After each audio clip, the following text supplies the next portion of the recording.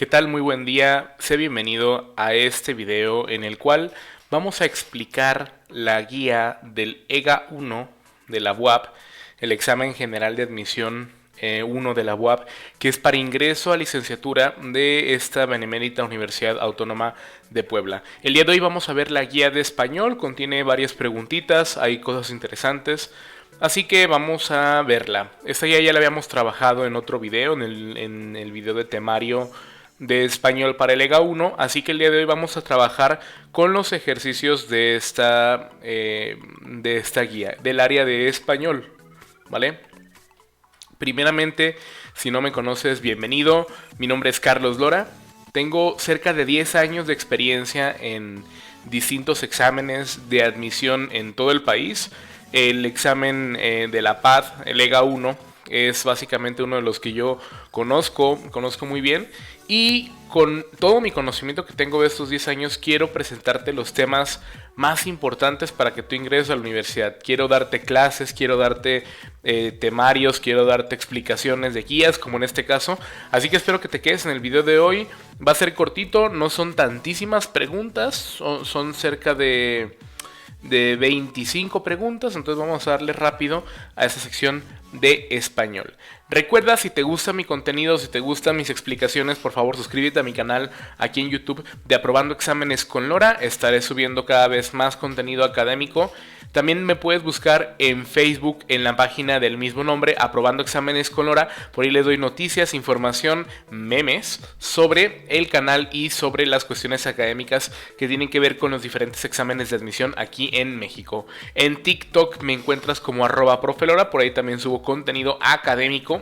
Y en Instagram me encuentras como Profe Carlos Lora, ahí es contenido un poco más personal, ¿sí? Y todo esto recuerda que viene hacia ti gracias a UNX, nuestra escuela que da esos contenidos gratuitos, un servidor y distintos profesores, digamos, clases gratuitas aquí en YouTube gracias a UNX. Puedes buscarlos como Profe Luis Conchas, Profe Cristian, la clase de Rafa. Son 3 canales más que te pueden ayudar para tu examen de admisión para la UAP, el EGA 1, ¿sí? Bien, mucho bla bla, vamos a comenzar mejor ya con el contenido. Y bueno, primeramente hay que hablar de los componentes. Esta parte de español tiene varios componentes, siendo el primero el de lengua. La guía ya te va como indicando por dónde tienes que estudiar. Aún así, digo, son 4 puntos, pero realmente la información que tiene es un montón, es muchísima información. Entonces es importante que analices y conozcas los temas y que preferentemente pues los prepares, ¿no? Tenemos temas de ortografía, que básicamente tenemos que saber cómo acentuar correctamente las palabras, si son monosílabos, si no son monosílabos, el uso de las letras correctas en diferentes grafías o en diferentes palabras, ¿no? El uso correcto de la S, de la C, de la Z, de la SC, de la X, de la doble L, de la Y, de la H, de la B, de la V, de la M, de la N, de la F. Hay muchísimas reglas. Y pues básicamente tienes que saber cómo se escriben correctamente las palabras. Puntuación. Saber al 100% cuáles son los signos de puntuación y cómo se utilizan. La mayoría de estos contenidos de los que ya mencioné están aquí en mi canal. Búscalos. Están en el listado de reproducción del examen del EGA 1. Ya están seleccionados para ti aquí en este canal, ¿sí? Forma y función de las palabras, básicamente hay que atender las categorías gramaticales, tema que hoy mismo voy a dar más en la tardecita. Este video está siendo grabado el 2 de junio, entonces hoy mismo 2 de junio voy a dar este video, el de categorías gramaticales y funciones de las oraciones, de la sintaxis, complementos, directo, indirecto, circunstancial. Y también hay que entender en enunciados y en oraciones, pues que son justamente los enunciados, los tipos de oraciones que hay, etcétera. Sí, este es el contenido de lengua. Ahora sí, vamos a trabajar con las preguntas que viene en esta guía. La primera pregunta, bueno, este es un ejemplo como tal, que de hecho viene explicado ahí en la guía, pero no perdemos nada explicándolo, ¿no? Dice, selecciona la oración que contiene un ejemplo de enunciado no oracional. Ojo aquí, para que un enunciado sea oracional requiere un verbo, ¿ok? Requiere una acción, o un verbo. Si te están pidiendo un enunciado no oracional, entonces es un enunciado que no tiene verbo. Por ejemplo, si digo, el gato blanco trepaba las bardas, ahí trepaba es un verbo. El verbo trepar conjugado en indicativo, en tercera persona, en copretérito. Los trabajos y los días. No tiene verbo, no hay una acción. Letra C, el hombre guardó silencio, es el verbo guardar en pretérito. La mesa es muy grande, es del verbo ser. Entonces tenemos 3 verbos y una oración que no tiene verbo. Por lo tanto, la letra B es la respuesta correcta en este ejemplo, ¿sí? Ahora, analicemos las otras preguntas que vienen respondidas pero no traen explicación. La primera pregunta dice, ¿qué parte de la oración está subrayada? La oración dice, Jaime Sabines incursionó en la vida política de Chiapas. Sabemos o queremos saber más bien la palabra en, ¿qué es? ¿Es un verbo, es un sustantivo, es una preposición o es un adjetivo? Ese es justamente el tema de categorías gramaticales, el mismo que voy a dar en un ratito más, a las 8 de la noche el día de hoy. Y si lo estás viendo en un día diferente al 2 de junio, entonces este video ya debe estar en mi canal. Búscalo como partes de la oración, así lo tengo. Ok, entonces este en es una preposición, la respuesta correcta es la letra C.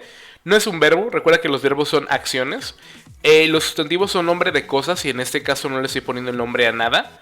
Y el adjetivo da características, que tampoco me da características. La preposición es básicamente una palabrita que conecta ideas. Incursionó la vida política, nos falta conectarla. ¿En dónde incursionó? En la vida política. Es una preposición. Si no te quieres aprender su función, no te preocupes, te puedes aprender cuáles son las preposiciones, que sería mucho más óptimo para ti. Y verás que claramente en es una preposición, ¿vale? Muy bien, ahora vamos a la pregunta número 2. Dice, en la palabra, ¿qué palabra subrayada tiene un error de acentuación? No sé hasta cuándo podré visitarte. Bien, aquí la respuesta correcta es la letra A, porque a este C le falta un acento, ¿ok? Es la que tiene el error. Ya que en este caso la idea del no sé es no tengo conocimiento. Cuando el verbo ser tenga que ver con conocimiento, entonces esta palabra tendrá que ir acentuada, ¿sí? Existe otro C, pero este no se acentúa cuando se le siga un verbo, ¿ok? Por ejemplo, si digo, Elsa se cayó, ahí en ese caso este C no requiere acento porque tiene un verbo. Pero cuando es de la idea de tener conocimiento, o en este caso no tener conocimiento, requiere obligatoriamente el acento, ¿vale? Ahora, hay una que a lo mejor pudo haber confundido, que es ese cuándo. ¿Por qué el cuándo está correctamente acentuado? Muchos comentan que palabras como qué, cómo, cuándo, dónde, cuál, todas esas palabras de pregunta se acentúan cuando están entre signos de interrogación, lo cual es correcto. Pero en este caso, si el cuándo no estaba entre signos de interrogación, ¿por qué sigue estando bien acentuado? Bueno, porque aquí lo que tenemos es algo que se llama una pregunta indirecta, ¿sí? Si tú me quitas toda la información anterior y nada más me dejas la frase ¿cuándo podré visitarte? ¿Qué parece? ¿O a qué suena? ¿Te fijas que sigue sonando a pregunta? A pesar de que no viene el signo de interrogación, suena como a pregunta. ¿Cuándo podré visitarte? Entonces, ojo aquí. También cuando las preguntas son indirectas, las palabras como qué, cómo, cuándo, dónde, cuál, quién, etc. se van a acentuar cuando sean preguntas indirectas, como en este caso. ¿Cómo sé si es una pregunta indirecta? Quítame lo anterior y si cuadra como pregunta es indirecta. Por ejemplo, si digo, dime dónde estás. Si tengo dudas de saber si dónde lleva acento o no, quítame lo anterior. ¿Y qué dice? ¿Dónde estás? Esto parece una pregunta. Al parecer una pregunta, entonces yo tengo que ponerle acento porque, ¿qué crees? Esto es una pregunta indirecta. Justamente lo mismo que pasa con el ¿cuándo podré visitarte? Que suena a pregunta, por lo tanto es una pregunta indirecta y por ello es que ¿cuándo? Sí lleva acento. Reitero, la respuesta correcta es la letra A, C, porque al ser una palabra de conocimiento, un verbo de conocimiento básicamente, requiere acento, ¿ok? Muy bien, pasemos ahora al ejercicio número 3. ¿Qué palabra está escrita incorrectamente? Este es mero conocimiento de vocabulario y de escritura ortográfica, ¿sí? La que está mal escrita en la letra D es magisterio, ya que la palabra magisterio, que tiene que ver con maestros, se escribe con G, ¿ok? Irrigar es una palabra correcta que tiene que ver con, pues como pasar líquidos, pasar agua, por algún lugar. También tenemos la palabra bagaje, que es como un conjunto, cuando hablamos de un conjunto de conocimientos, de hecho, un bagaje de conocimientos básicamente. Y luego tenemos la palabra barbechar, ¿sí? Que este es básicamente, bueno, es un término más agrícola que tiene que ver con arar la tierra, ¿sí? Bueno, en fin, la que está mal escrita es magisterio, las demás están bien escritas, ¿vale?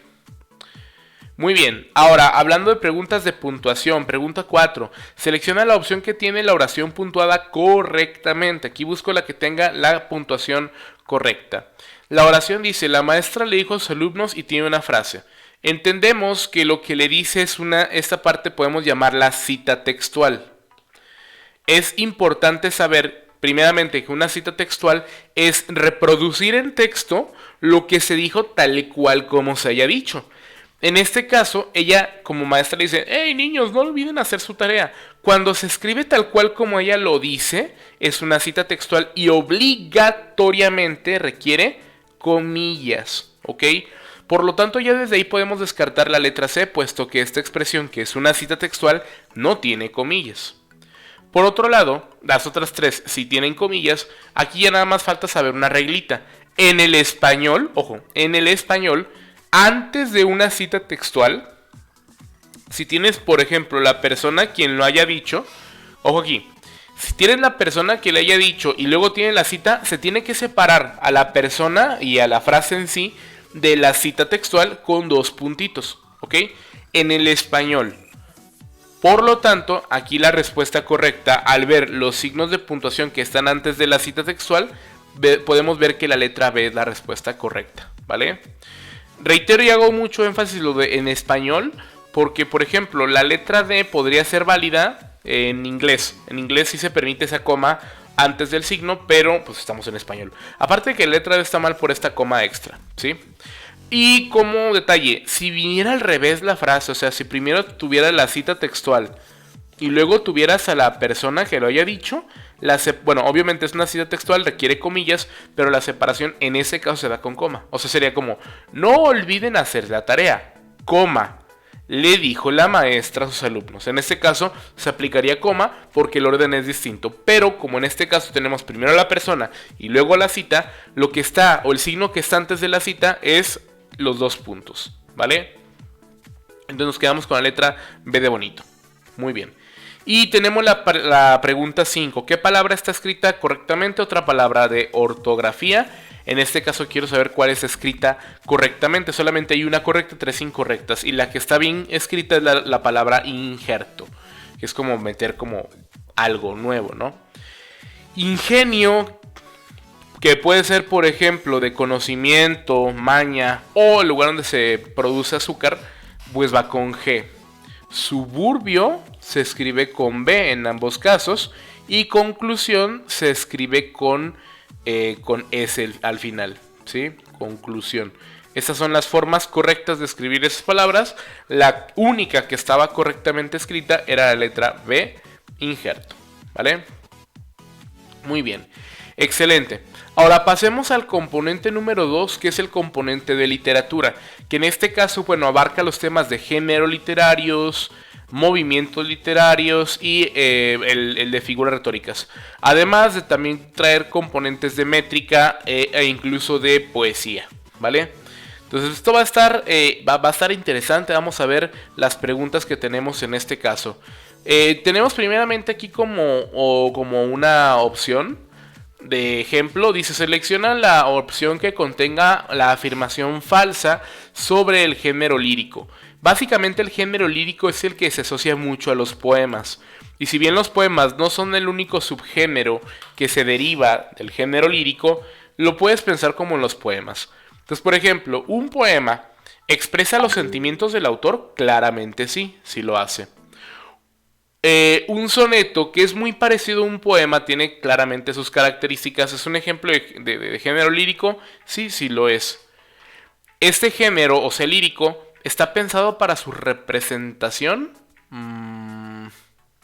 La letra D, género poético, le estoy diciendo que es como poema. La letra B, la letra A, B y D son correctas, la que es falsa sería la letra C. Y es que no está pensada para su representación porque este es el género dramático. ¿Ok? Lo dramático tiene que ver con el drama, que es una obra de teatro. Entonces piénsalo así: drama, obra de teatro. Género que se utiliza para representarse, el drama, no la lírica. Por eso es que la letra C es la respuesta correcta en este caso.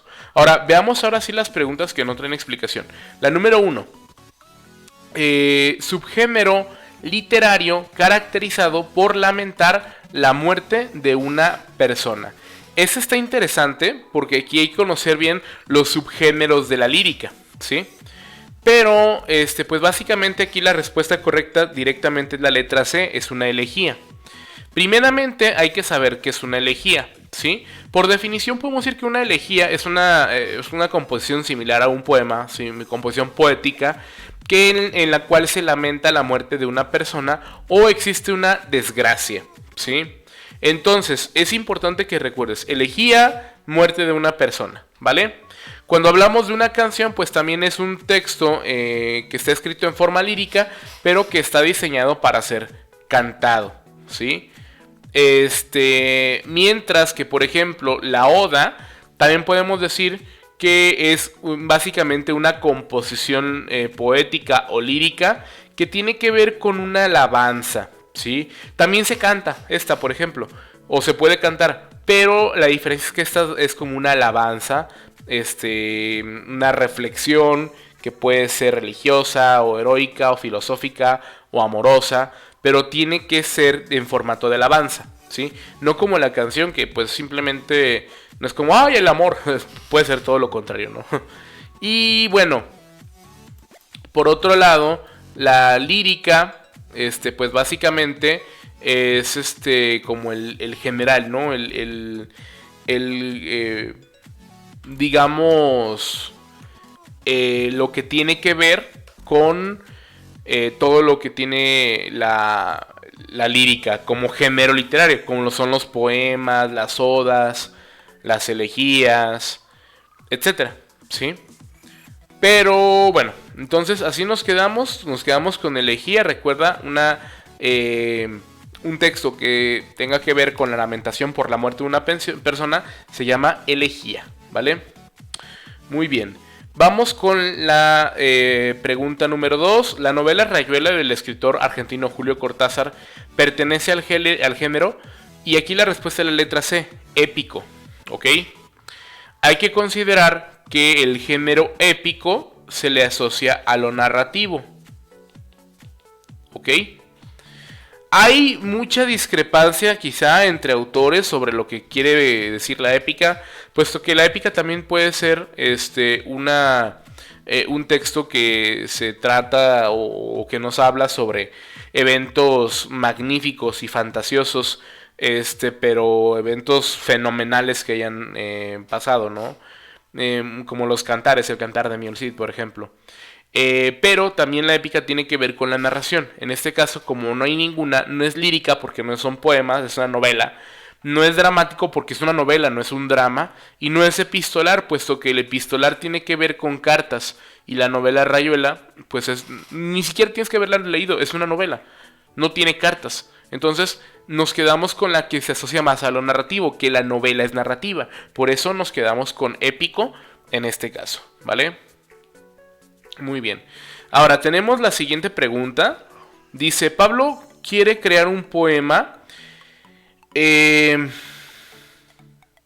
quiere crear un poema con un lenguaje sencillo, le agradan los temas como la exaltación de sentimientos, el ansia de libertad y el espíritu de rebeldía. Su profesor le recomendó leer poesía del romanticismo. Chequen cómo aquí te están diciendo cuáles son las características del romanticismo.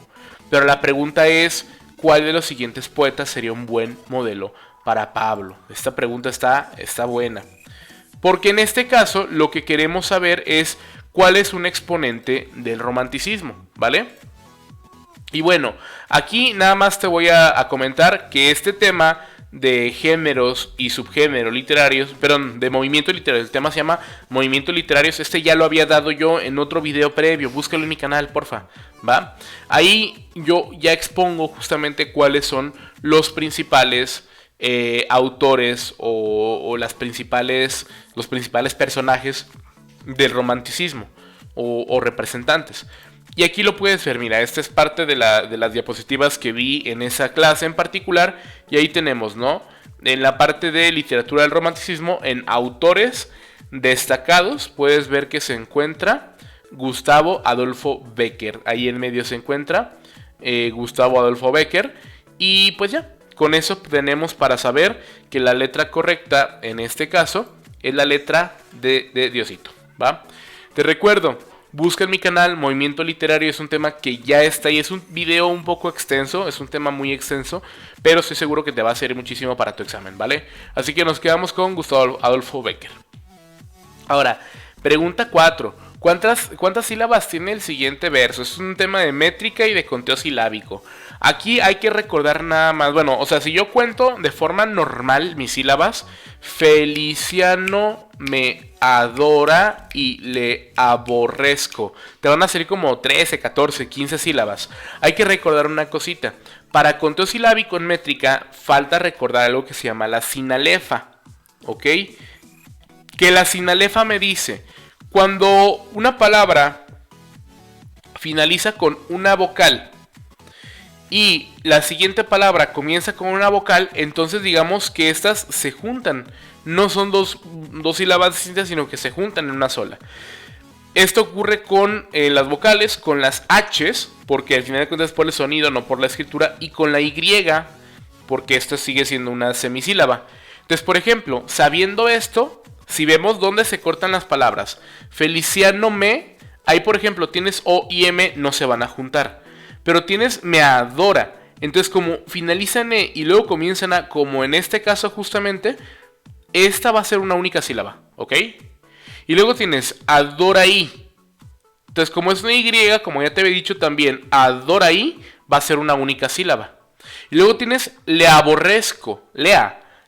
Entonces ahí también lea va a ser una única sílaba, ¿sí? Ahora el resto contemos las normales.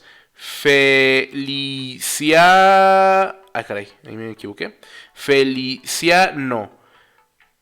Ahí van 4. En Feliciano van 4. Me adora. Ahí son 3. 1, 2, 3. Ah, pero es que es adoraí. Reitero, por lo que ya te había dicho, ¿sí? Entonces quedaría, ¿saben qué? Dejen mejor lo voy partiendo para que sea más sencillo de ver. Así literalmente.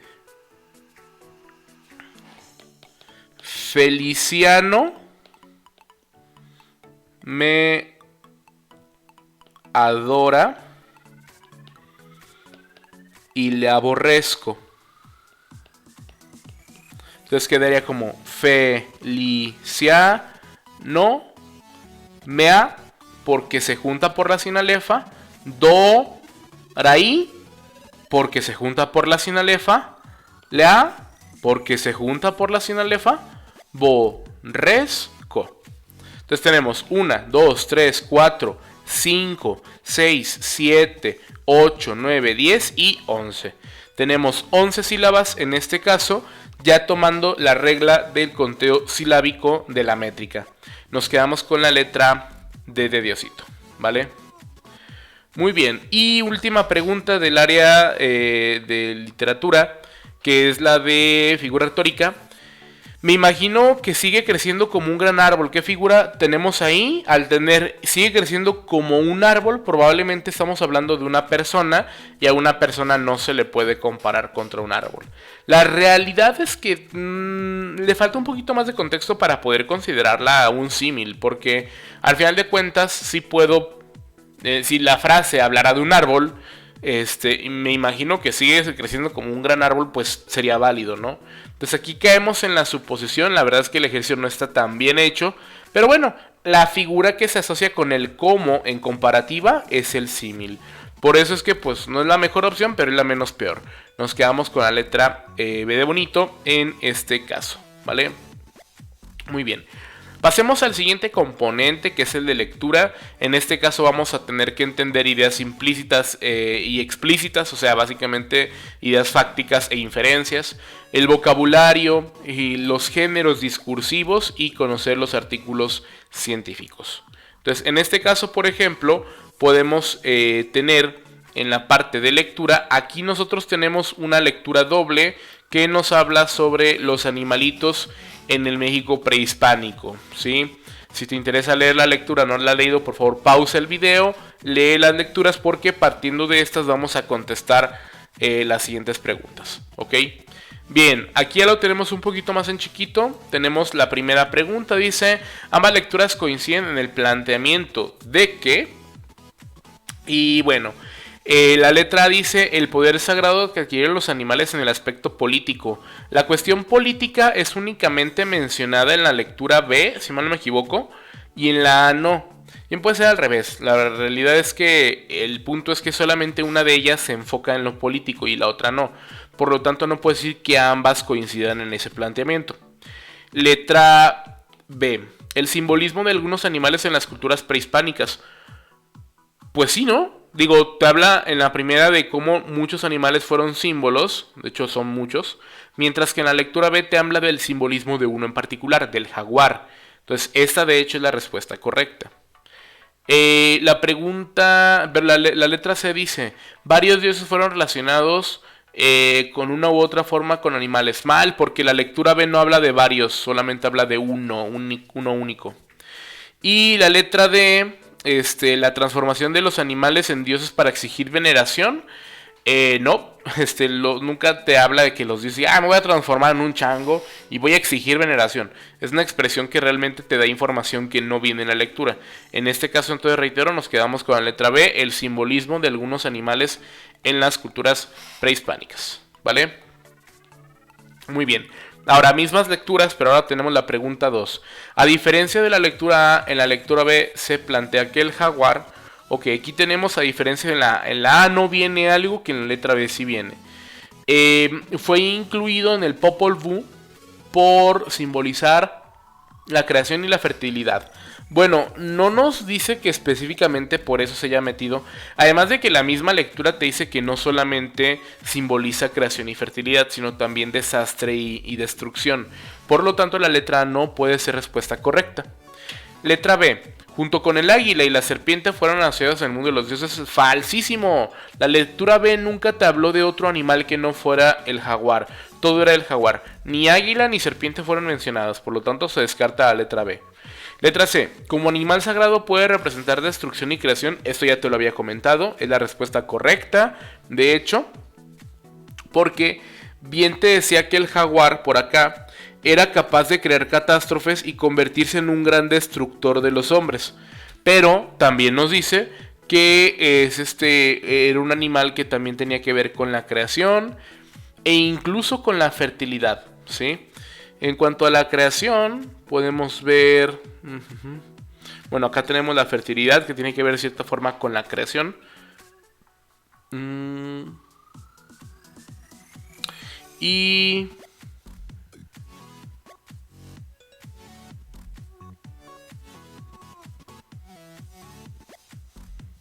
Y aquí está. Animales de las aguas primigenias de la creación. Se relaciona con la fertilidad. Entonces el jaguar tiene que ver con creación y con destrucción al mismo tiempo, ¿sí?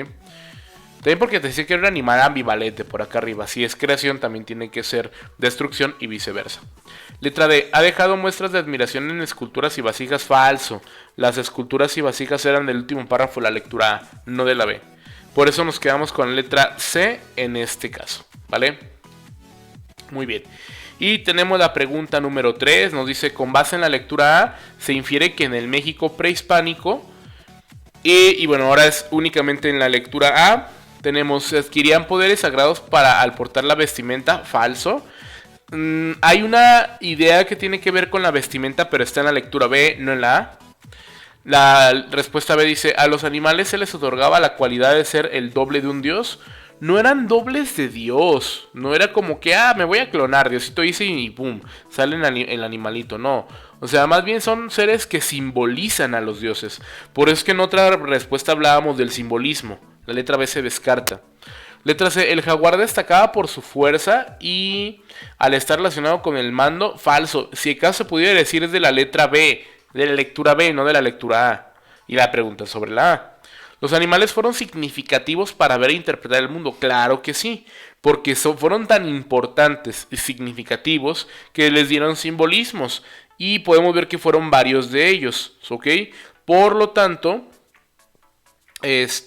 nos podemos quedar justamente con la letra D de Diosito en este caso, ¿vale? Muy bien.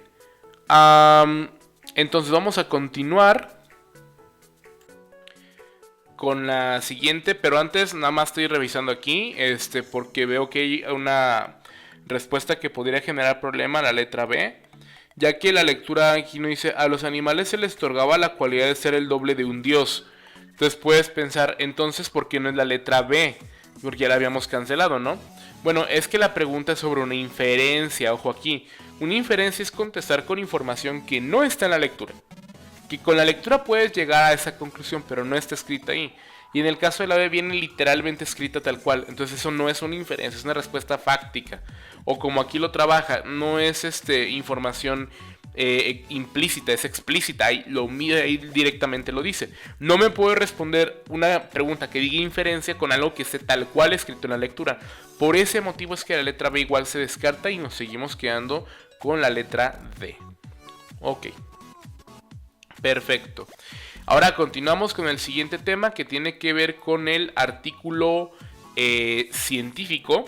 Aquí mismo nos indica cuáles son los elementos del artículo científico: introducción, metodología, resultados y discusión. Vamos viendo entonces las preguntas. La primera es una lectura que nos habla sobre el vapor. Y ojo aquí que básicamente no nos habla sobre algún tipo de procedimiento, experimento, resultados, tesis. Simplemente nos da la base de lo que puede ser un tema de estudio, el vapor.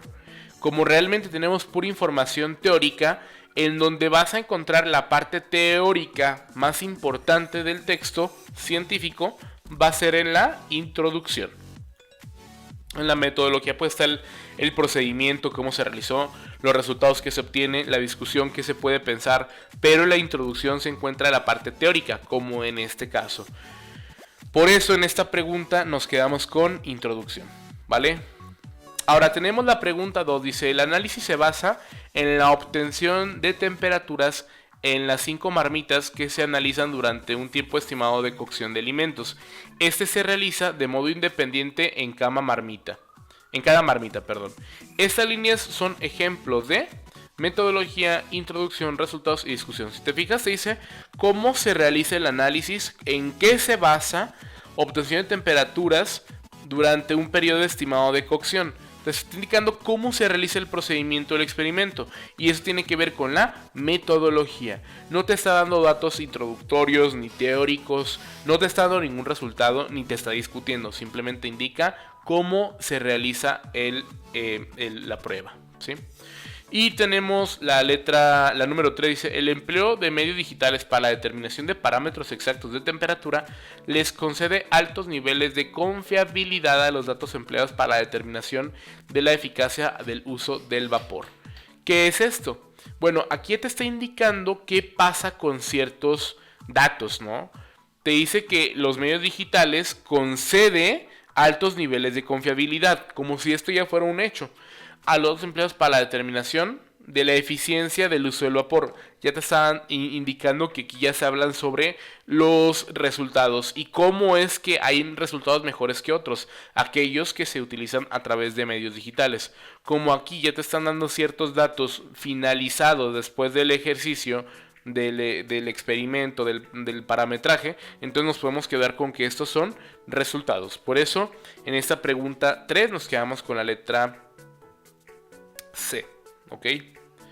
Muy bien. Y por último tenemos el componente de redacción, y ese es el último componente que tenemos.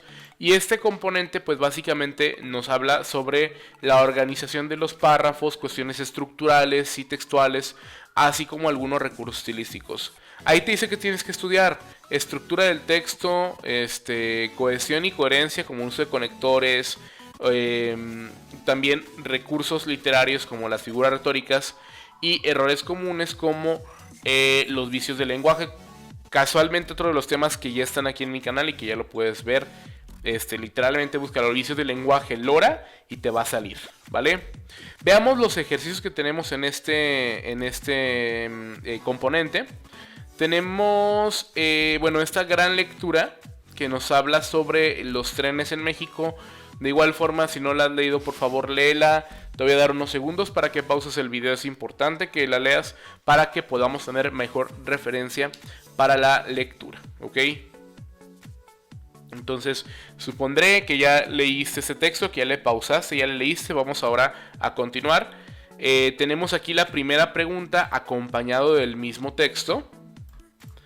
Y tenemos la pregunta número 1 que nos dice: seleccione la oración que debe iniciar el texto. Ok, cuando tú inicias un texto o tú quieres iniciarlo, en este caso vamos a poner una oración antes de la número 1. Tiene que ser completamente coherente con la información, ¿sí? Y tiene que estar bien redactada, también es importante. En cuanto a la información, por ejemplo, la letra A: para conformarse como México, a finales del siglo XIX estaba listo. ¿Quién estaba listo? ¿Mi abuelito? ¿Sor Juana? ¿Jesucristo? ¿Quién estaba listo? La oración es completamente ambigua, no nos da información, se descarta. Letra B: a finales del siglo XVIII México estaba listo para conformarse como nación. Suena muy bien.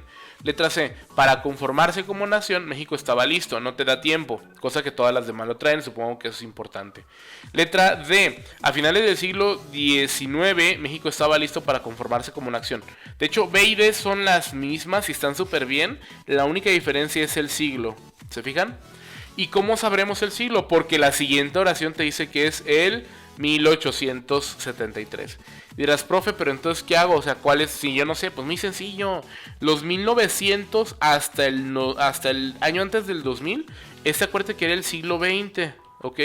Porque ahorita estamos en el siglo XXI. Entonces, del 1800, 100 añitos antes, todo lo que esté en este caso sería un siglo menos, o sea, el siglo XIX. Por lo tanto, puedo decir que la letra correcta en este caso es la letra D de Diosito, en el siglo XIX, ¿vale? Muy bien.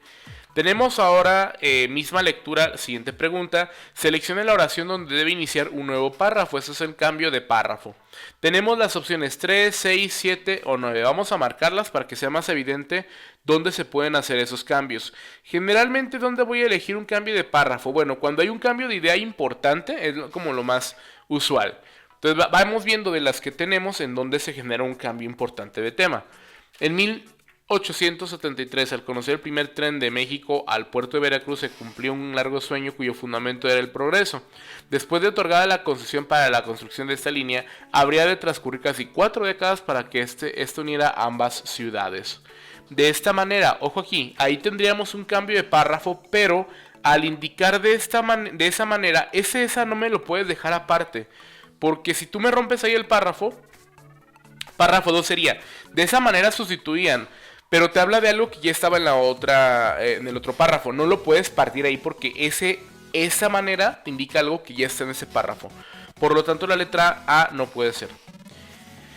De esa manera sustituían en parte las carretas y las mulas que recorrían una de las rutas que conectaban el centro del país con los puertos de Veracruz y Acapulco. La empresa que podría poner en operación trenes regulares entre la Ciudad de México y Veracruz se denominó Ferrocarril Mexicano.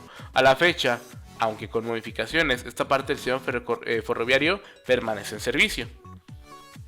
Tenemos aquí un rompimiento de párrafo posible.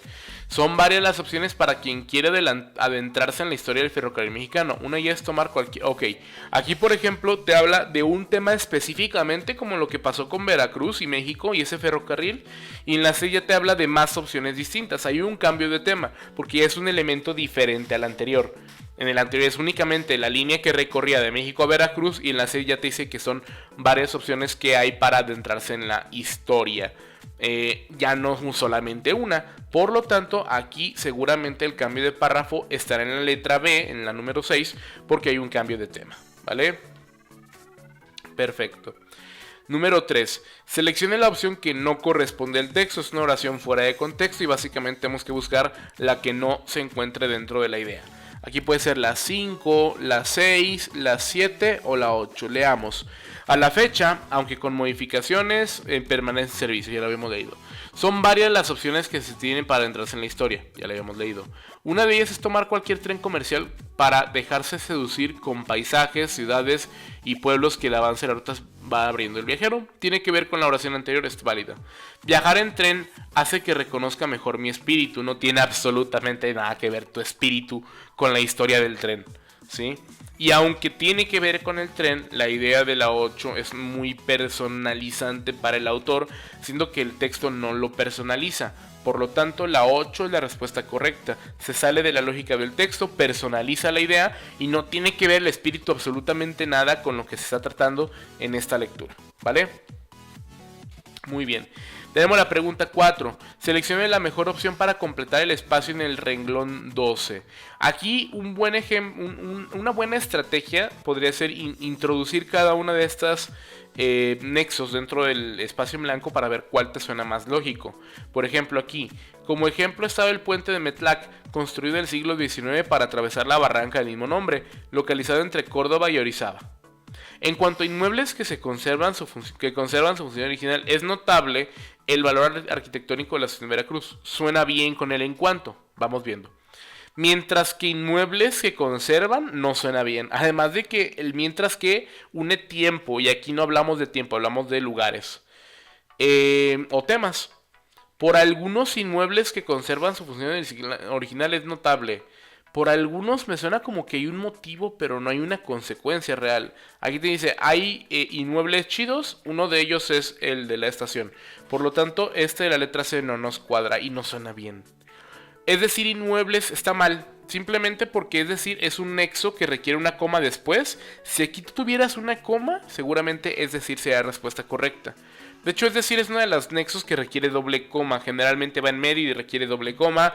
No tenemos coma al final, se puede descartar la letra D. Y nos quedamos entonces con la letra A, la que nos sonaba mejor y que la idea es en cuanto a este tema, ¿sí?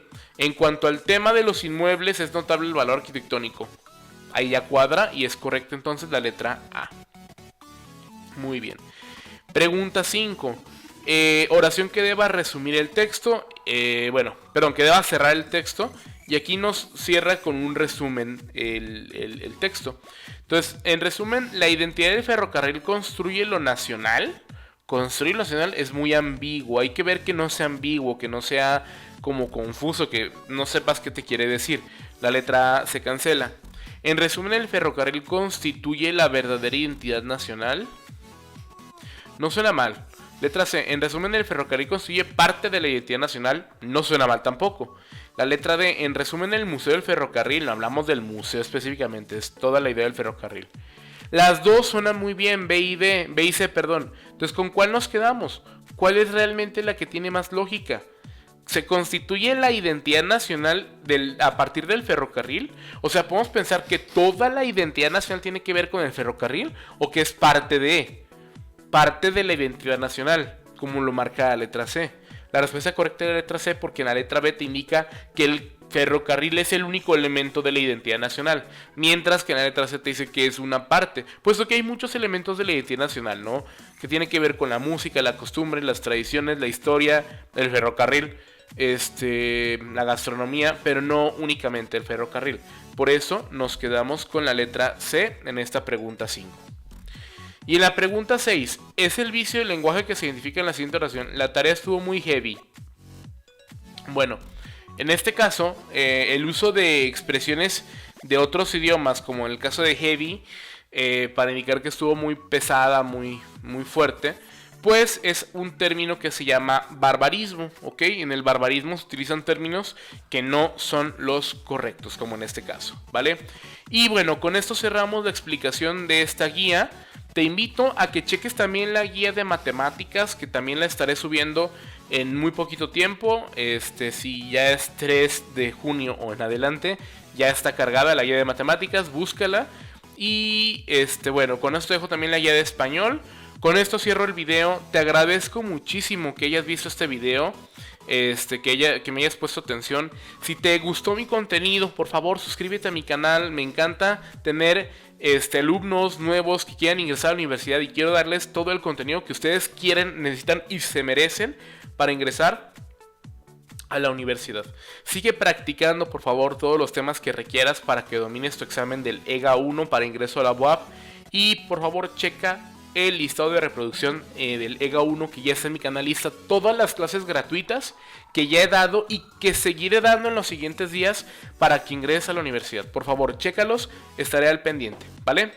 Se despide tu profesor y amigo Carlos Lora y recuerda, es hora de aprender con Lora. Hasta la próxima.